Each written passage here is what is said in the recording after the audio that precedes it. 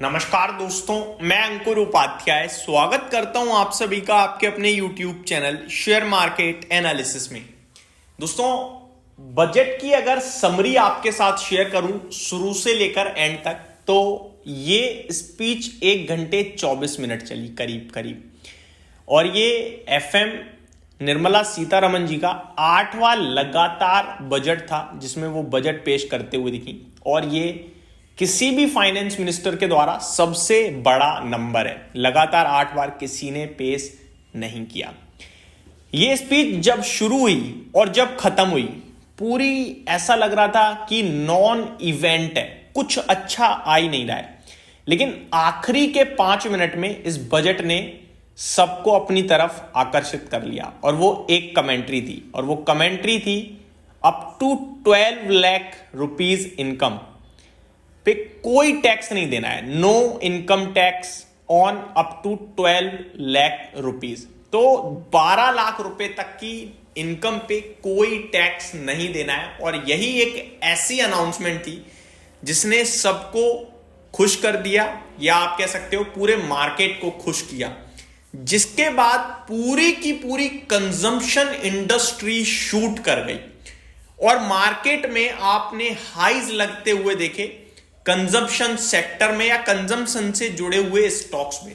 In fact ये ऐसा हो गया माहौल में कि जो भी खाने पीने के पदार्थ वाली कंपनियां हैं वो भाग रही थी, और बड़ी तेजी में भाग रही थी। चाहे फिर वो FMCG कंपनी ब्रिटानिया हो, या फिर वो एक आप कह सकते हो जूडियो टाइप स्टोर्स, जिसे आप अच्छी तरह ट्रेंड के नाम से भी जानते हो, ट्रेंड कंपनी टाटा ग्रुप की, वो भी भाग रही थी। या फिर आप कह लो लिकर स्पेस, या कोई भी, इनफैक्ट ऑनलाइन शॉपिंग, नायका, ये सब चल रहे थे आपके लिए कि इंसानों के हाथ में पैसा आएगा और इंसान तो यहीं खर्च करने वाला है। तो ये सारी की सारी कंपनियों में आपने तेजी देखी। नया इनकम टैक्स जो सरकार ने पेश किया वो सबको पसंद आया। मैं शॉर्ट में बताना चाहूंगा, 12 लाख तक की इनकम पे अब कोई टैक्स नहीं देना है। मान लो आप 12 लाख की ही इनकम करते थे तो आपको 80,000 रुपए का फायदा होने वाला है, और 12 लाख से ऊपर की इनकम है आपको, तो फिर वो कैलकुलेशन करनी पड़ेगी कितनी बच रही है कितनी नहीं जा रही, क्योंकि 12 लाख से जैसे ही इनकम ऊपर निकलेगी तो आपकी टैक्स स्लैब बदल जाएगी। टैक्स अभी भी कम है लेकिन फिर पे करना पड़ेगा। नई टैक्स क्या है वो बताता हूं। नई टैक्स स्लैब क्या है? 4 से 8 लाख 5%, 8 से 12 10%, 12 से 15 आई थिंक, या 15, और उसके बाद 20, फिर 24। ये आंकड़ा है। एग्जैक्टली मैं चेक कर लेता हूं क्योंकि पूरी तरीके से भी, जी हाँ मैं बताता हूं। 4 से 8 लाख पे 5%, 8 से 12 लाख पे 10%, 12 से 16 लाख पे 15%, 16 से 20। तो सिंपल है भाई, 4 का आंकड़ा पढ़ना है, 4 का पहाड़ा पढ़ना है, तो ये बहुत अच्छा है। 4 से 8 लाख 5%, 8 से 12 10%, 12 से 16 15%, 16 से 20 20%, और 20 से 24 25%, एंड अबव 24 30%। तो ये सिंपल कैलकुलेशन हो चुकी है पूरी तरीके से। अब ये आपके लिए नई टैक्स हो चुका है, नई टैक्स स्लैब आ चुकी है। ठीक है, ये सबसे ज्यादा इंपॉर्टेंट था आज के बजट में।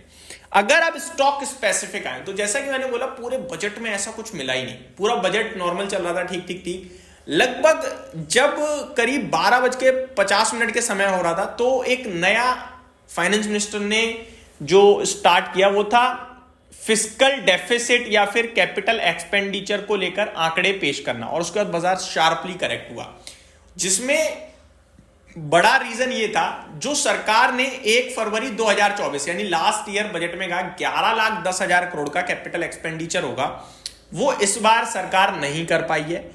अब 10,18,000 करोड़ का अनुमान लगाया जा रहा है कि इतना कैपिटल एक्सपेंडिचर हम कोशिश करेंगे कि कर दें, लेकिन बाजार इसको भी नहीं मान रहा कि आप इतना भी कर पाओगे। बट इस समय यही आंकड़ा सामने आया। लेकिन अगले फाइनेंशियल ईयर के लिए 11,21,000 करोड़ का कैपिटल एक्सपेंडिचर अनाउंस हुआ, जो कि लास्ट ईयर के हिसाब से देखा जाए तो 10% बढ़कर ही आया है।